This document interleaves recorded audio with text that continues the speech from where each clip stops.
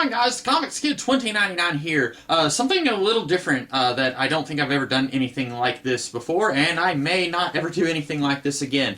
Sometime after Spider-Man 3 and before the first Amazing Spider-Man movie came out, I took it upon myself to write a I'm not sure what the correct word would be, not a proposal, not quite a pitch, maybe a story treatment for a Spider-Man movie that I would have liked to have seen. And I found it on my computer. I have scarcely even touched this in the last over a decade. This would have been, like I said, sometime between Spider-Man 3 and Amazing Spider-Man. I want to say this was before we had any information on the specifics of Amazing Spider-Man. So at this time, I'm not even sure if we as a society knew how much of a reboot Amazing Spider-Man was going to be. And so I wrote down roughly a page of what I would have liked to have seen. And I am going to share it with you because I love you guys, and also apparently I am a sadist and I love to punish myself. So I have this titled Spider-Man the Movie. It would have definitely needed a different title than that. This would have been, you know, if this had gone into production like the day after I finished writing it. Also, I didn't finish writing it. I only wrote about a page, and you'll see, but this would have been like 10 minutes a movie. So if I had actually finished writing this and some bigwig in Hollywood found it and said, this is brilliant, Big Fat Liar style, and then they made it into a movie like the second they found it, it would have been, I mean, less than a decade after the first Spider-Man movie, so you wouldn't be able to call this thing Spider-Man the Movie. You would have to call it something else, but I am not good with titles. So anyway, I am not going to read it word for word, although I will read quite a bit for you. So the story begins with Peter being called by Jonah. He has already got his powers, has already been Spider-Man for a while. He's already working at the Daily Bugle, and Jonah sends him with Ben Urich to do a photo session at The Raft. For those of you who aren't aware, The Raft is basically a supervillain prison in Marvel Comics, or at least that's one of them. There's also Rikers Island. There's a real-life Rikers Island, and then there is a misspelled version of Rikers Island in Marvel Comics, and then there's The Raft. And so I guess I was just going with The Raft, probably because I can spell that without accidentally going back and forth between the two spellings of Rikers. And basically, Peter is talking with Ben a little bit.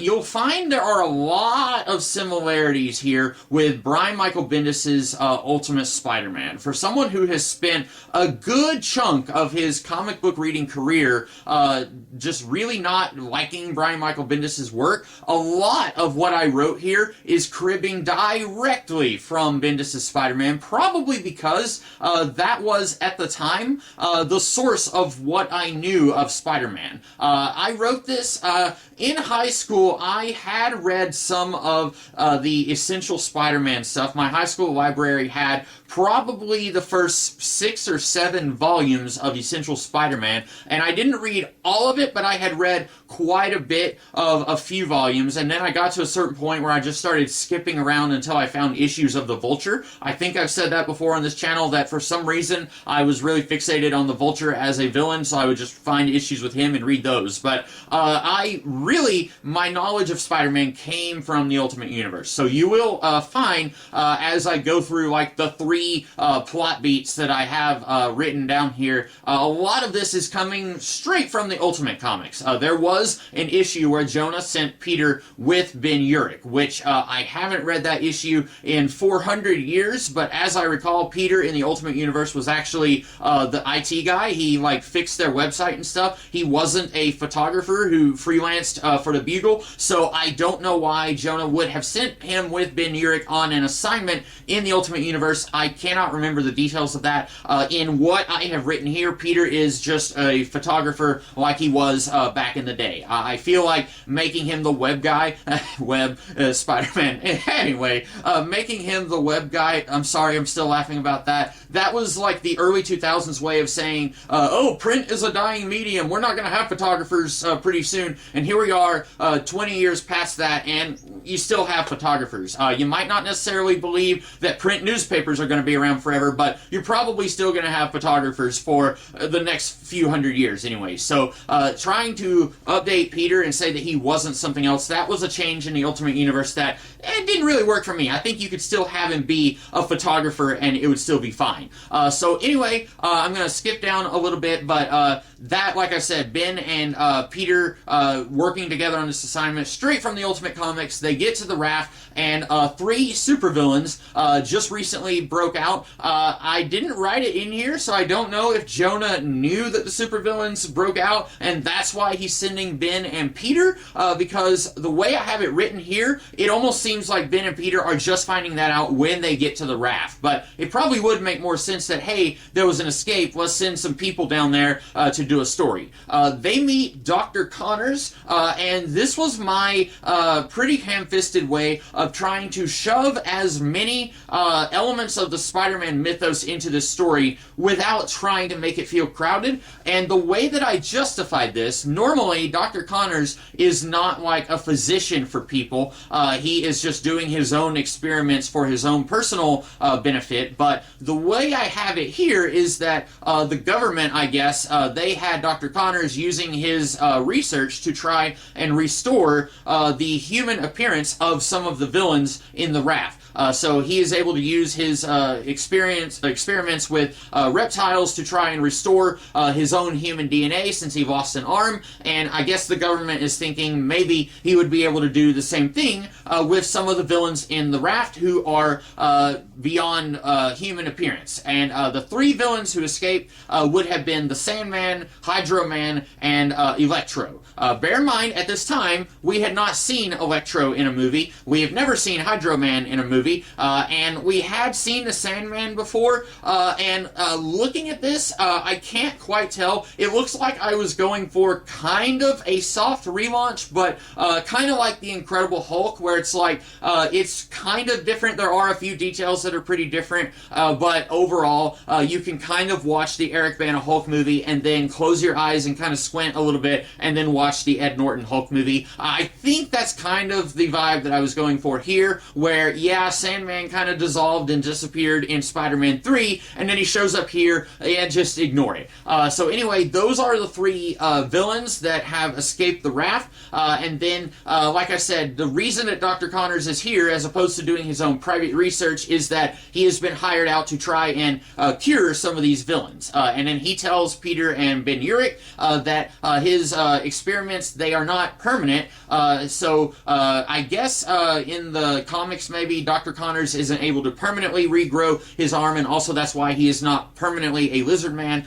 So Connors says the experiments are not permanent, and that some of the villains that he was experimenting on, his experiments are starting to not take effect at all. And then I have a scene where the 3 of them, they meet up with Wilson Fisk at one of his places. Again, this is just coming right out of the comics, where in the Ultimate Universe, that is, Wilson Fisk was kind of the one who gathered a lot of what eventually became the Sinister Six together. He had several of them on his payroll, and then he wasn't part of the initial Sinister Six. The initial Ultimate version of the Sinister Six was actually Norman Osborn, 4 others, Dr. Octopus, Kraven, Electro, and I can't remember the others, and then they were going to get Spider-Man and blackmail him into joining them. But anyway, I know some of them had worked for Kingpin. At the very least, Electro, and maybe some of the others, I can't remember. But my idea here is that somehow Fisk was able to break these guys out, and then he says, each of you individually, you stole from me at some point before you were put away, and now I am calling you in to repay your debt to me, and now you work for me. And that's a very Kingpin thing. I will give my past self credit. That's not a terrible idea. That Kingpin is calling in his debts. I think he did something similar in the Netflix Daredevil show, and he's saying, you guys work for me now. I also kind of like the idea that some moron like Hydro Man might not realize that he's accidentally stealing from the Kingpin. He's just stealing for himself and then only later realizes what he did.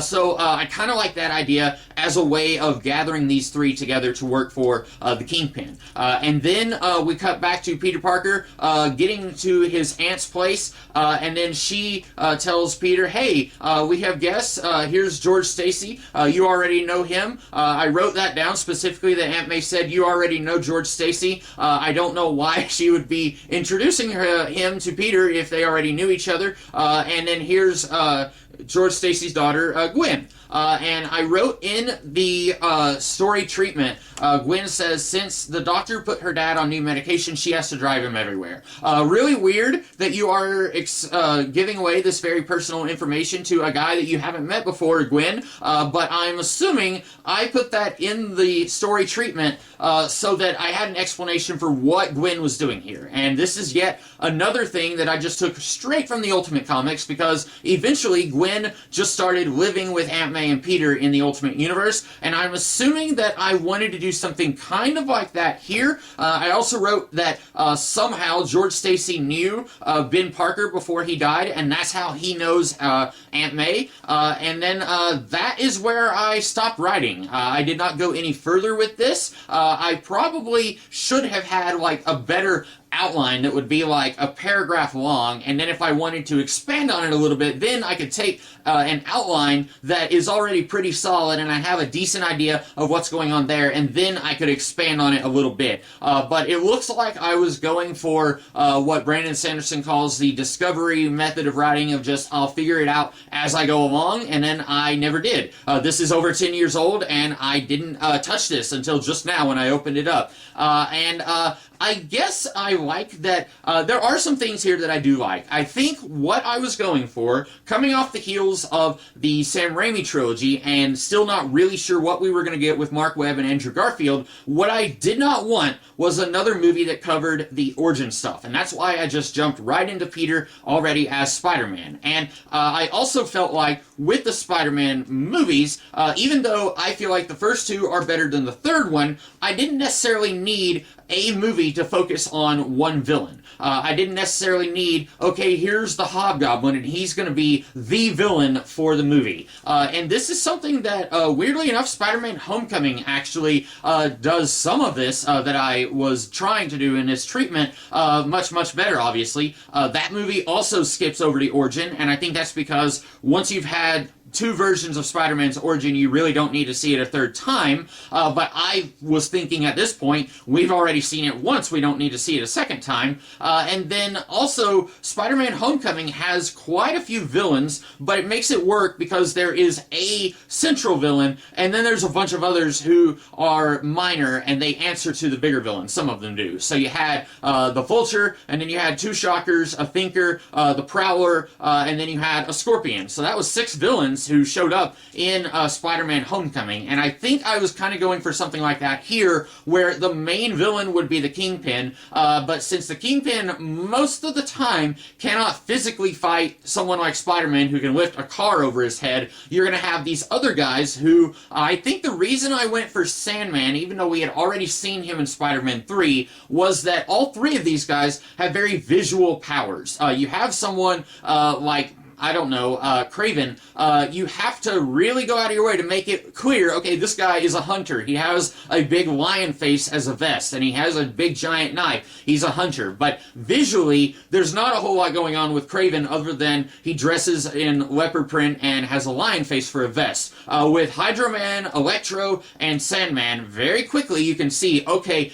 I see what their deal is. And so that is all that I have written. I have no idea why I wanted George Stacy and Gwen Stacy meeting up with Aunt May and Peter, other than to introduce Peter and Gwen Stacy to each other. I am assuming that I wasn't going to have Mary Jane in this, and that was another thing that I wanted to do to try and differentiate this from the Raimi trilogy. Was we've already seen Mary Jane. Yes, we saw Gwen Stacy in one movie, but in my opinion she was very underserved in that movie, and this was my way of thinking, well, Gwen actually predated Mary Jane in the comics, so we could have her be the love interest, and in the Ultimate Comics, she meets Peter while they're in high school. I'm not sure if I was wanting to go for like the super goth queen version of Gwen that was in the Ultimate Universe, or something a little closer to the comics, where I think she was not necessarily a party queen like MJ, but she wasn't portrayed quite as brainy as Peter was either, at least when she was introduced in the Silver Age, late 60s, or mid to late 60s. But I'm not really sure what I was doing with her,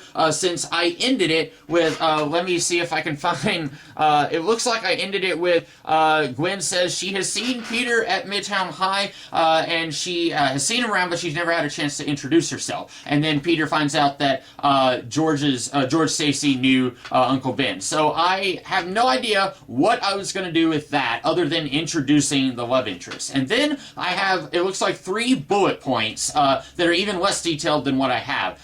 Leland Owlsley, that's the owl from Marvel Comics. He also showed up in the Marvel Netflix show. Leland Owlsley is found dead, leaving all of his organization in Wilson Fisk's hands. So I assume Fisk somehow murders Owlsley and tampered with the will so that he could absorb some of Owlsley's organization, some of his criminal element into Fisk's empire, and then he could grow as the Kingpin. I am not sure if I was wanting this to kind of sort of be an origin story for Fisk, or if I wanted him to already be one of the most powerful criminals in New York City. I kind of like the idea of Fisk rising in power as your hero is also kind of just starting out. You're not necessarily seeing the very, very beginning of the hero, but he's still young and fairly new at this, and I like the idea of the villain is also kind of on the rise, but it appears, looking at the beginning of what I have here, that Fisk was already powerful enough to somehow spring these 3 supervillains out of the raft and say, you guys have stolen from me, so I already have a little bit of a criminal empire at this point, and now you guys work for me.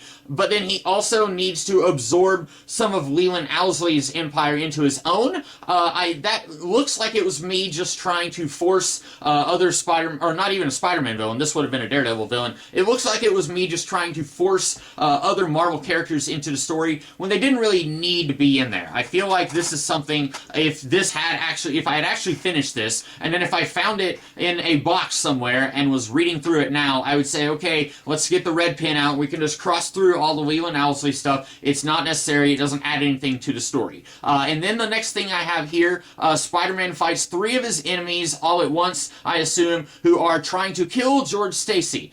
Probably George Stacy is trying to take down the Kingpin, and this is one thing that I did kind of like from, I want to say it's the second arc from Ultimate Spider-Man, where Peter Parker ends up putting away the Kingpin, not through Spider-Man, but through Peter Parker.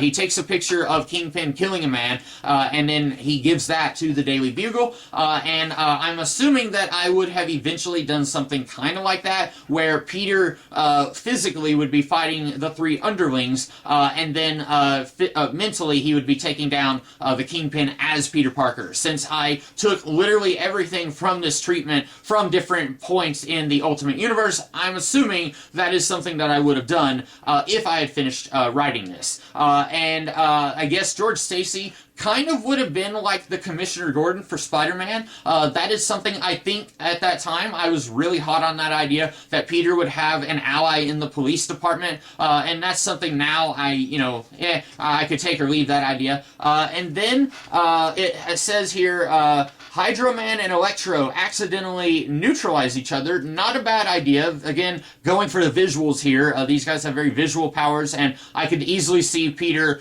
somehow tricking these 2 into bumping into each other and knocking each other out.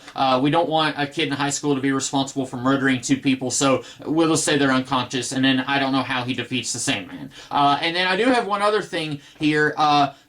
This is exactly how I wrote it, and I'm just very embarrassed at the grammar here. So Kingpin might have purchased the Daily Bugle, didn't capitalize Daily Bugle, and is horning in on the true stories getting told and stuff.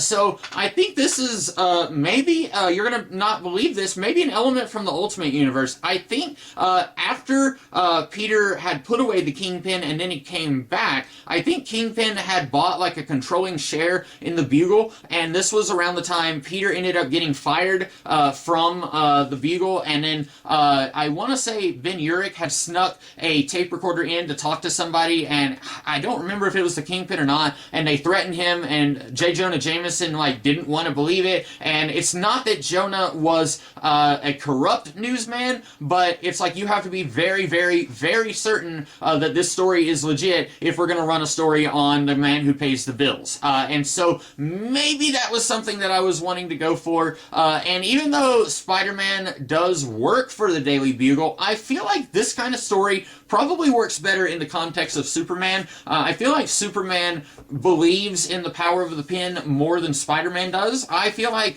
Peter is just doing this to pay the bills. I don't think he really cares that much about the freedom of the press and that kind of thing. I think he's more concerned about Aunt May is in a hospital, I need to pay her bills, or, oh man, what am I going to do? All these beautiful women love me. I think that's more what he's concerned about than the Daily Bugle is getting blocked by the guy who owns the place, unless it's getting in the way of him paying the bills. But I feel like this kind of thing would work a little better, at DC, if Morgan Edge buys the Daily Planet, and then Clark and Lois are struggling with what are we going to do.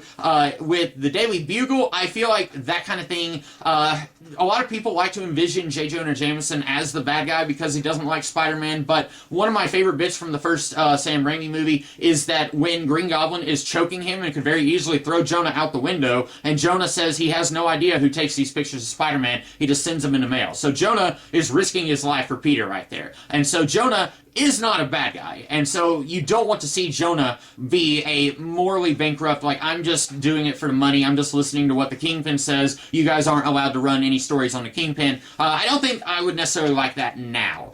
So that is all that I wrote. Not great, but like I said, I can tell what it was that I was interested in seeing. I wanted to see us get past the origin stuff. I wanted to see Spider-Man fighting more than just one or two villains, but I didn't want it to be a situation like Spider-Man 3, or even like Batman and Robin, or Batman Returns, where you shove so many villains into the story that it kind of crowds the narrative. Spider-Man 3 was probably the worst offender of that, where you have 3 villains, and the story really suffers for that. But with this story that I have here, you've got 4, I guess 5 if you want to count Dr. Connors, or 6 if you want to count Leland Owlsley's corpse, but you've got 4 villains, but 3 of them work for one of them. And so I feel like even then, I recognized this is how you do a multi-villain story in a limited amount of time. And nowadays, I feel like people are more accepting of that. You look at No Way Home, most everyone loves that movie, and it's not that all the villains are working for one of them. They all kind of have their own thing, but also most of them kind of get shunted off to the side. You don't get a whole lot of Sandman, and you don't get very much of, Doc Ock is in it a little bit, but he doesn't get as much screen time as Green Goblin. And so I feel like this having 3 of the villains who are kind of just the thugs who work for the big brain, I feel like that would have been a good way to handle this circa 2010 or whenever it is that I would have written this. So that is all that I have. Like I said, not great. Sometimes it's a great idea to go back and look at something that you wrote over a decade ago and think, hey, this is bad, but at least I'm not writing anything that bad now. Or maybe it can be very humbling and you can look at what you're writing now and say, oh, this is also not very good. I should have been a lot better by now, and I'm not. So that is something that I wrote a long time ago. I wish that I had written a little bit more. I wish I could have finished the story treatment, and then I would have had a more clear idea of what I would have given to you guys. Would I have killed off George Stacy, and then you do the death of George Stacy here, kind of like the first Amazing movie did? I don't know. Or would I have wanted to have kept George Stacy around because I like the idea of him having his own Commissioner Gordon? Again, I don't know. I don't think Spider-Man necessarily needs a Commissioner Gordon that he's meeting on rooftops talking about crime. I think part of what works about Spider-Man is that he tries his best, and a lot of times his best gets misconstrued by everybody else, and so if he doesn't have an ally in the police department who's able to clear his name, then it's easier to have everybody hate Spider-Man stories that you can do. So probably it would have worked better to have killed off George Stacy. Stacy here. And so that is all that I have. Like I said, I don't really have any clever way to end this. I just thought you guys might want to hear something that I would have liked to have seen over 12 years ago. So that is all. I hope you guys like this one, and I probably won't ever do anything like this again. In the meantime, have a great rest of your day. Catch you later.